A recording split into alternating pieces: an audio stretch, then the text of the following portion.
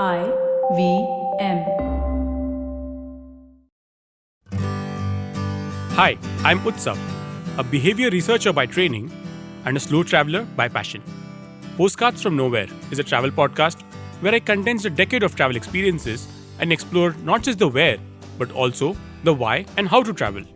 My stories emerge from slow traveling the less explored parts of the world: Bosnia and Herzegovina, Armenia, Uzbekistan, and even China. At the end of each story, I give practical tips and new ideas about how to travel better.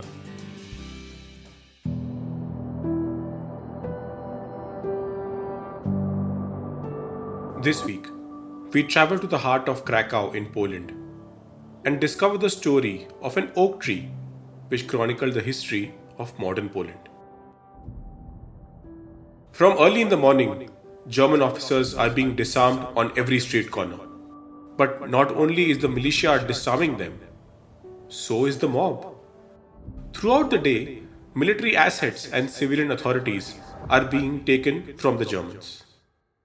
All day long, the streets are crowded. The trams are running as usual. There are cars with our soldiers everywhere. In the midst of all this, Poland is rising. And nobody can see how beautiful it is. Nobody notices in this commotion. These were the words from the memoir of eminent Polish writer Maria Dabrowska. This particular extract is from her personal diaries, written on 11th of November 1919. The moment was historical, as after 123 years of Austro-Hungarian German rule, the country had once again regained its independence. The First World War ended with the signing of the Treaty of Versailles, and a significant outcome of that treaty was that Poland had a chance to break free of Austro-German control. On the 16th of November, Piłsudski, the commander-in-chief of the Polish army, sent a telegram to the rulers of the USA, Britain, Germany, and other countries. As the commander-in-chief of the Polish army, I hereby notify warfaring and neutral governments and nations of the existence of an independent Polish state, encompassing all lands of United Poland. The Polish state arises from the will of the entire nation and shall be based on democratic principles. On May 3, 1919, an oak tree was planted to commemorate the freedom of Poland. It came to be known as the Oak of Freedom. A freedom that was not destined to last very long. Because only 20 years later, at about 6 o'clock on the morning of September 6, 1939, the first Nazi troops rolled into Krakow. Hans Frank, Hitler's former personal legal advisor and past president of the Reichstag, Germany's parliament, was installed in Wawel as the Governor General of occupied Poland.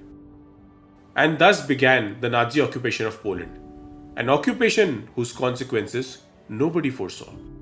And it started with a rather innocuous meeting. The Jagiellonian University in the Polish capital of Krakow is the oldest university in Poland and the 13th oldest university in continuous operation in the world. It is regarded as Poland's most prestigious academic institution. The university has been viewed as a vanguard of Polish culture, as well as a significant contributor to the intellectual heritage of Europe. The Oak of Freedom stands along the buildings of this very university. It is surrounded by a green strip of land with ample trees and benches, known locally as the Planty. On Monday, November 6, 1939, the Nazis invited 183 professors from the Jagiellonian University and the University of Science and Technology to what was billed as a lecture by Bruno Müller, commander of the SS in Poland. The lecture was titled "The Attitude of the Third Reich and National Socialism Towards Science and Higher Education." So the academics went anyway. What happened next is captured well in the words of Dr. Zofia Chaika, who was then a student in the College of Physics. Benches at Planty were occupied by mothers with children. I noticed movement next to the Collegium Novum. I went closer and suddenly everyone was running away in panic. I saw a line of trucks and the building was surrounded by German soldiers. There was no chance for people to escape. Chaika hid behind the trunk of a chestnut tree. A moment later, she saw soldiers herding hastily dressed, disheveled professors onto trucks. Some of them weren't able to get into trucks without help. The soldiers were shouting, "Schnell, schnell!" Hurry, hurry! More than 180 people were loaded into the 3 or 4 trucks, and then the column moved ahead. Silence filled Planty. From her vantage point, not more than 50 feet from the Oak of Freedom, Chaika bade a quiet farewell to the academics. It was part of a Nazi effort to weaken Poland by eliminating its intellectuals. This brings us to an important point in understanding the rise of fascism. In his 1995 essay, Ur-Fascism, cultural theorist Umberto Eco lists 14 general properties of fascist ideology.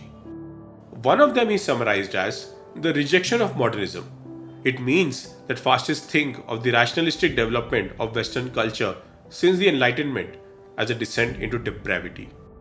Umberto Eco distinguishes this from a rejection of superficial technological advancement, as many fascist regimes cite their industrial potency as a proof of the vitality of their system. In modern parlance, it means a rejection of intellectuals to the point of demonizing and eliminating them. And if you feel that this is happening around you in these very times, I assure you, you are not alone. The Nazis whisked away the intellectuals to concentration camps. November 6th was only one step in the Nazis' plan to subdue Poland. Krakow was to become German, with the Polish inhabitants sent to the Podgorz area of the city as laborers. In 1942, the Nazis created a labor camp for Jews and other Poles in the Plaszow area of Krakow.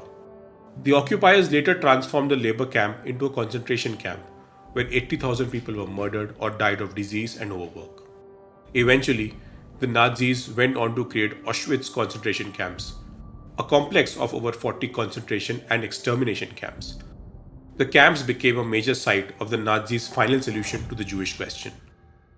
The number of victims includes 960,000 Jews, 865,000 of whom were gassed on arrival, 74,000 non-Jewish Poles, 21,000 Romani, 15,000 Soviet prisoners of war, and up to 15,000 others.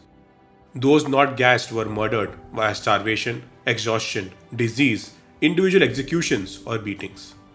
Others were killed during medical experiments. 20 of the Polish intellectuals who attended that fateful meeting on 6 November died in the concentration camps. The oak tree is a symbol of strength and wisdom, but also of durability and longevity. An oak can live up to 500 years. It was with this hope that people planted the tree in 1990. And it's in front of this very oak did Poland see the beginning of Nazi occupation. And with it went away its intellectual class. The symbol of strength and wisdom saw the demise of its kind in flesh and blood.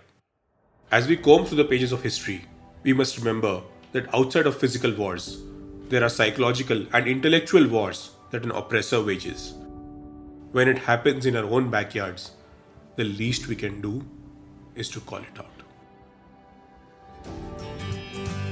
If you like this podcast, don't forget to check out other interesting podcasts on the IVM network.